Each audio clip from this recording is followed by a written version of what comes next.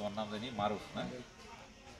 তাই আসলে আজকে এই মারুফ আমাদের এই তাহেরপুর থেকে আমাদের 3টা স্পট দেখাইছে। আমরা 4 জন 2টা মোটরসাইকেলে ঘুরছি। আসলে এই 2 জনই খুব এক্সপার্ট ড্রাইভার। একজন এই মারুফ, আরেকজন কি ভাই আপনার? মাইনুদ্দিন ভাই। 2 জনই এক্সপার্ট। তাহলে মারুফের গাড়িটা খুবই চমৎকার, ওই ভাইয়ের গাড়িটা একটু দুর্বল, কিন্তু তারপরেও খুব সুন্দরভাবে চালাইছে। 3টা স্পট ঘুরছে। তো মারুফ, কেমন লাগলো আসলে আমগরে নিয়ে ঘুরতে? ভালো লাগছে, ভালো লাগছে না? খুব ভালো লাগছে। কথাবার্তা ভালো লাগছে।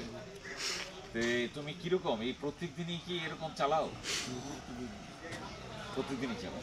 তাহলে তোমার এই মাইনুদ্দিন ভাইয়ের সে মারুফের বয়স কম, সেই জন্য মারুফের ভাইসটাই নেই। তোমার কেমন এই প্রত্যেকদিন যে চালাও কিরকম এই তেল খরচ সব খরচ বাদে মাসে কিরকম থাকে তোমার ইনকাম?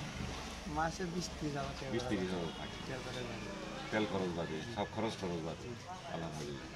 তাহলে এই মাসে কয়দিন চালাইতে পারো? রেস্ট নাও একদিন?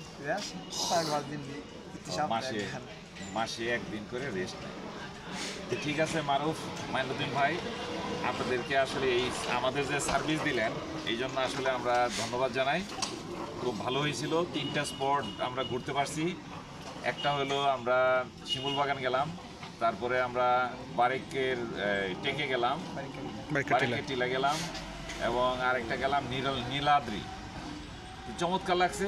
এবং রাস্তা জটিল, কারণ বালি ছিল, কিন্তু এর ভিতরেও 2 জন ভালো ড্রাইভার ছিল বলে আমরা সুস্থভাবে চলে আসতে পারছি। বাইক ছাড়া আসলে এখানে, হ্যাঁ, এখানে বাইক ছাড়া কোনো বাহন এখানে যেতে পারবে না।